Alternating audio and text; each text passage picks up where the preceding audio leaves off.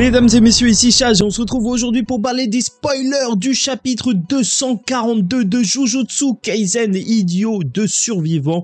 Élève-toi et bien sûr suivre encore une fois le combat de Takaba et Kenjaku. Et pour ceux qui en ont peut-être un petit peu marre de ce combat, on en parlera en détail dans la review de ce sujet. Est-ce que ce combat sort un petit peu de l'ambiance combat de fin de série est un peu trop drôle parce que je vois que voilà, ça fait du bruit, hein. Voilà, tout simplement, je comprends tout à fait qu'on puisse ne pas aimer tout ça et j'ai un avis assez tranché sur la question, donc on en parlera bien sûr tranquillement sur la chaîne principale. Vous êtes sur la chaîne secondaire série Chaz le Phénix pour donc parler des spoils du chapitre 242 et on y vient tout de suite pour les découvrir. Encore une fois, toujours à prendre avec des pincettes ces spoilers vu que la traduction omet certains détails qui peuvent même être super important. Et n'hésite pas à liker ou disliker la vidéo, commenter, donner ton avis en commentaire et t'abonner si tu n'es pas encore abonné, bien évidemment.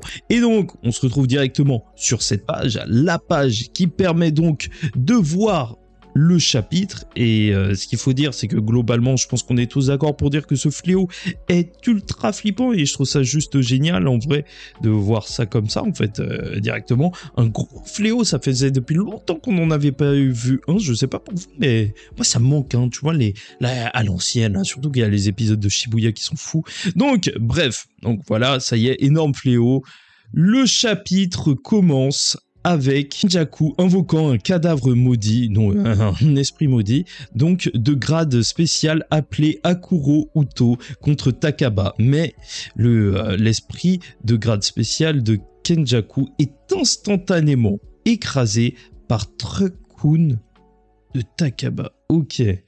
Ah ouais, la dinguerie. Ouais, ça commence direct, ça part déjà dans n'importe quoi.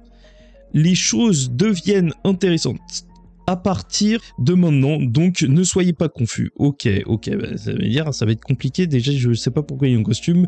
Kenny devient ensuite officier de police en arrivant pour enquêter. Il accuse Takaba de conduite en état d'ivresse et demande à Takaba de souffler dans un sac pour vérifier son taux d'alcool dans le sang. Le sac dans lequel Kenny a demandé à Takaba de souffler contient un poisson rouge.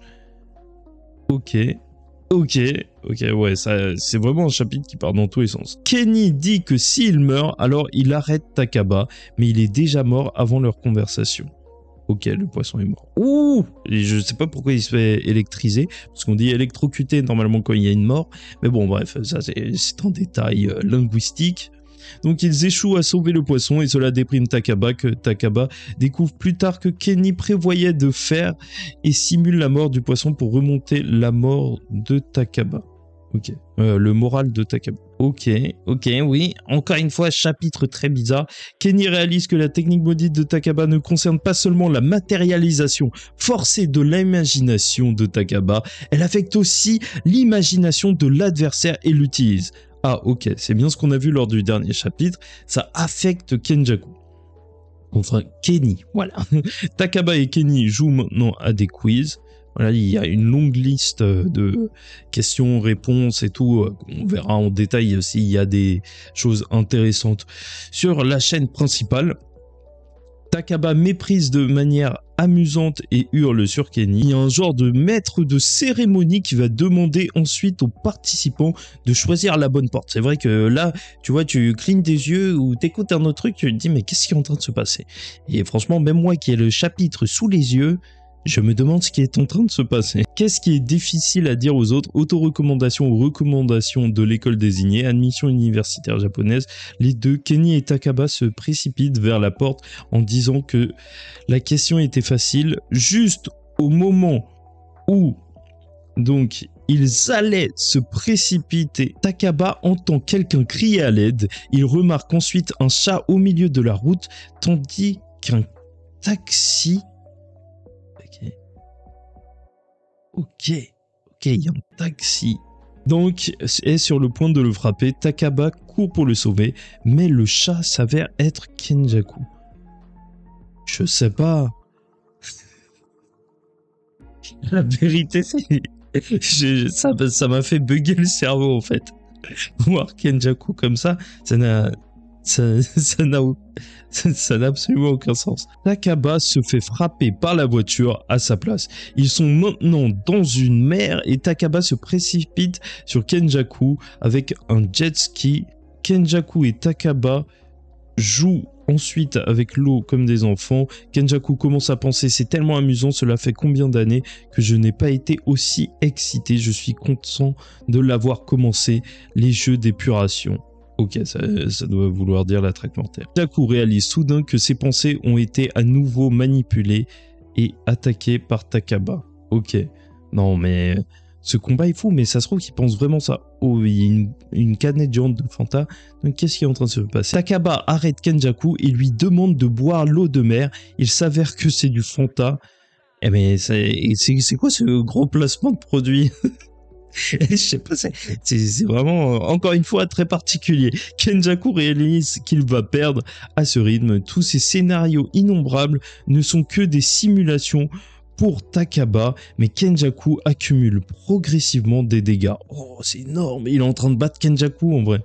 Ça n'a absolument aucun sens, hein. Vraiment, j'ai hâte que les gens fassent des échelles de puissance avec, oui, qui est le plus fort en attaque, en défense, en vitesse, tu connais les vieux petits TikTok où ça va dans tous les sens.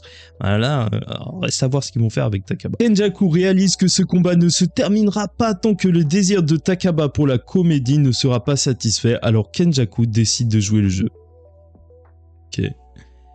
Kenjaku invite Takaba pour un combat de dernier stade. Ok. Là, il se retrouve sur une scène, pas de pause la semaine prochaine, et bien sûr, bien entendu, c'est une énorme référence à une cover qui est devenue légendaire de Jujutsu Kaisen, où tu voyais Geto et donc notre très cher Gojo et regretté Gojo, donc sur une scène. Et est-ce que c'est pour nous parler de Gojo? Est-ce que, en fait, ça y est, les théories vont encore continuer sur le retour de Gojo? Oui, je prépare un truc en secret, mais aucun rapport pour l'instant. Pour l'instant, on parle pas de ça, mais vraiment, les références à Gojo se sentent de plus en plus. Voilà, on verra s'il y a des choses cachées, on verra tout ça en détail. C'est vrai que c'est encore une fois un chapitre assez particulier de Jujutsu Kaisen. Et voilà, on parlera de ça, on parlera de... Oui, si on apprécie ou pas ce qui est en train d'arriver dans Jujutsu, parce que c'est vrai que le changement de ton est assez violent. Bref, n'hésitez pas à me dire ce que vous en pensez en commentaire, et en attendant la suite, la semaine prochaine, on continue encore une fois les spoils sous cette forme, afin de, on sait jamais, hein, découvrir une dinguerie, parce que la fin du combat risque d'être renversante, et c'est le mot avec Takaba, ça c'est sûr. Bah, je vous dis tiens tout le monde, faites très attention à vous et surtout paix sur vous. My best friend.